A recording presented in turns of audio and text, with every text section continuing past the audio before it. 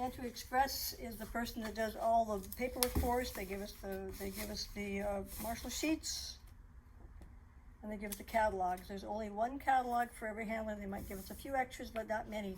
So as a person checks in, they should take one for the weekend. And for example, one person could be running 10 dogs. They still only get one catalog. I'm hoping that this time around, your catalogs will be in your case, so people don't have to worry about finding them in the clubhouse when they're not there anymore. So I will have, hopefully the stake chair can help me set that up in the morning, that each stake will get the amount of catalogs they need and a couple extras. But that's your responsibility to give out catalogs. Keep one for yourself too. The secretary will have saved out the official catalogs already.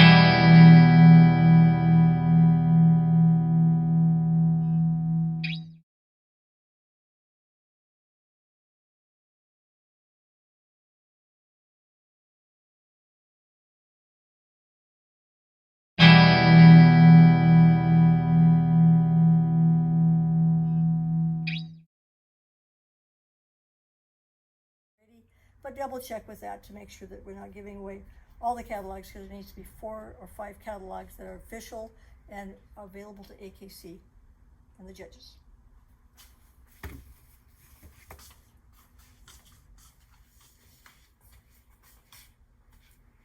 This is Introduction to Marshalling a HUD test for North Dakota Retriever Club. Each marshal will get a box and identify which stake you're at, and stake in this case is senior. In your container will be a towel, eraser, bags and boxes to put your magnets back in when you're finished, alcohol wipes to clean off your magnets whenever the dog is done for the day, done for the entire day, for the entire weekend. Pens, pencils, Sharpies, whiteboard markers. Pencil is going to be your friend. It's going to have your magnets with the dog's number, the handler, and the dog's name. Handler is probably more important than the dog's name, so number and dog's handler is more important. We wouldn't be able to tell Dixie from Bella. So knowing whose dog it is more important. So if I know that I'm coming after Devin, I'll know to watch for him as my marker dog. So that's more important as far as, but all that information is there because catalog order is going to be important. The other thing you're going to have is your clipboard. Clipboard is going to be your friend. It identifies you as the marshal. Clear plastic sleeve is to use if it's going to be raining and your sheet might be getting damp or wet. You want to protect it with that. When you get your marshal sheet, it's going to look like this. It's going to be blank with just your location and what you're running. It's going to have the numbers in chronological order of the handlers, dog's name, handler's name, and after is pro and amateur. And then there's going to be 4 different lines for you to enter the data as you see fit as series go on throughout the day. You're going to be showing up at your stake about 45 minutes prior to the running of the dogs because you need to organize where you're going to park, where you're going to put your board so the handlers can see it. You're going to ask the judges where you want the gallery. You're going to ask the judges where you want the people to park. And you're going to ask the judges how many birds they're going to start with because you need to know about the rebird. And you're going to organize a test dog. Prior to the start of every test, there's going to be a dog that's run by a handler where the dog is not entered in any stake for the weekend. And the handlers will be called up for the handlers meeting by the judges. They'll introduce themselves. They'll tell you about the scenario. The handlers will have an opportunity to ask any questions they have at that time. And you'll be able to check people in at that time. And when you check people in, your sheet is going to look like this. A single hash mark for the first series. And you'll also get information from the test secretary or the handlers about scratches. that means that dog's not going to be there and it's not going to run. You need to identify those dogs. Those numbers of those dogs will need to get to the judges as soon as you know who they are without interrupting the stake, and they'll be listed up here. So for example, in this one, these two dogs were identified as scratches, and those will stay on the board the rest of the day because people want to know the scratches. And you need to enter your scratches on your sheet. Okay, as the dogs check. So as people check in, you're going to check them in on your Marshall sheet. Single hash mark usually works best. And then you can enter their magnet on the board as checked in. But you only want to put the first few dogs up here because these are going to be the dogs going to call up, and we'll talk about that.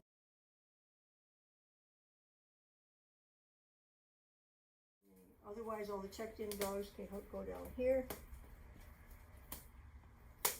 These are the dogs that are still yet to run.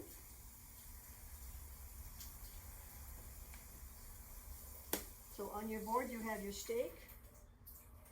You want to time a couple of dogs to get the approximate running time, so people that handle multiple dogs can time when they need to come into the blinds. Rotation is when the judges decide that on the second series, they're not going to start with number 1.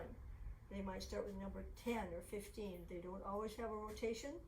If they don't, just write none down there. So you have scratches, not checked in. Dogs might be at another stake. So let's say that Mike is at another stake, so we know where he is. This dog just plain hasn't checked in. Nobody knows if Rick is going to make a show or not, and all you do is hang on to that tag until such time as he either shows up or doesn't show up at all. So and then remember we talked about the birds? The handlers want to know when they're going to rebird, and there'll be only a certain number of birds in the field.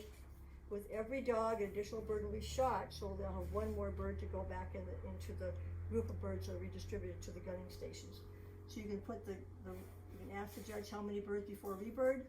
He'll say 4, 1, 2, 3, 4. And you put your rebird in there.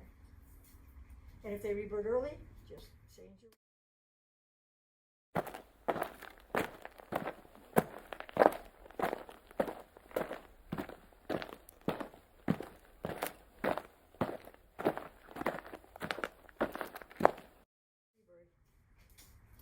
So people do want to know where the rebird is. Okay? So then as people run, your sheet would look like this. These people have run in the X's. Number 3 is still not run. And number 5 has run. So that's how it's going to look. I'll scratch out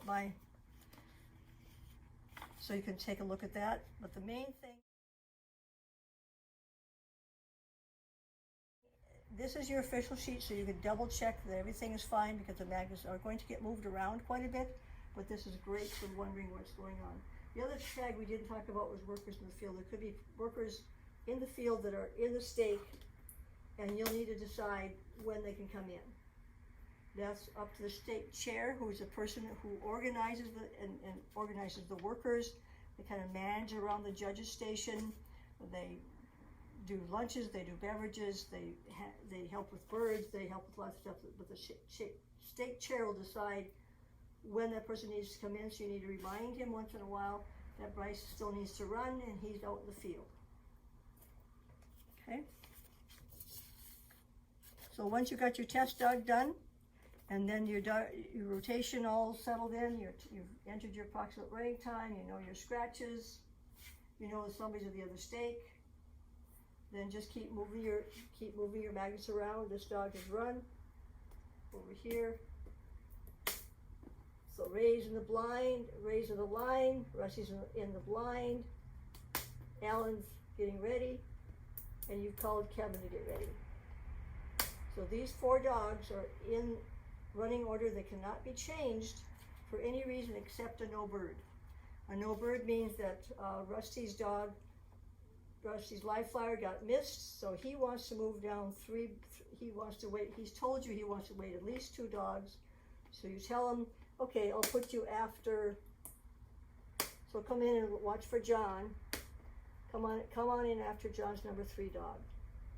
So he'll know who John is, he won't know who the dog is. That's why you want to use the names. He won't know Primo from the hole in the ground, but he'll know John.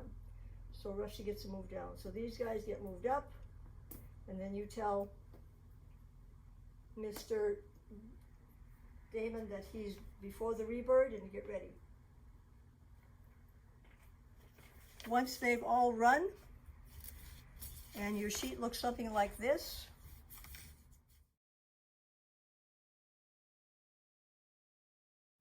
that's just the first series. I'm sorry, the first series. The judges will meet at their stations and they'll give you a sheet. It's called the callback sheet.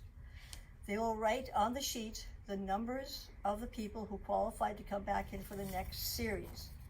Now in senior, there's 2 series. There's a land series and water series. In masters, there are going to be 3 series, but here's your callbacks.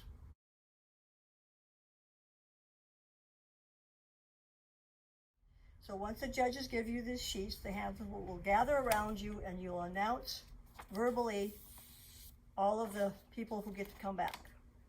One of the things that could happen is that number 5 didn't get called back and he can't figure out why.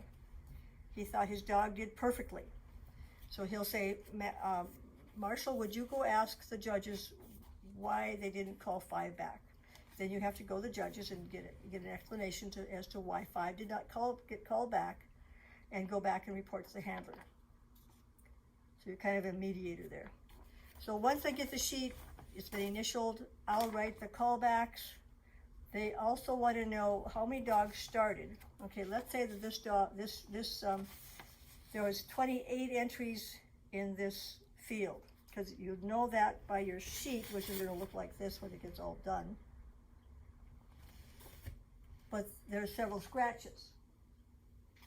So we started with 27 dogs were entered, but only 25 started, and only 14 were called back. And you can put those numbers up here. Started, called back, and scratches. The other thing I forgot to mention about your Marshall sheet, this is the actual one. On the back, you'll find all the handlers listed, and after their name comes the stake, the day, and the numbers.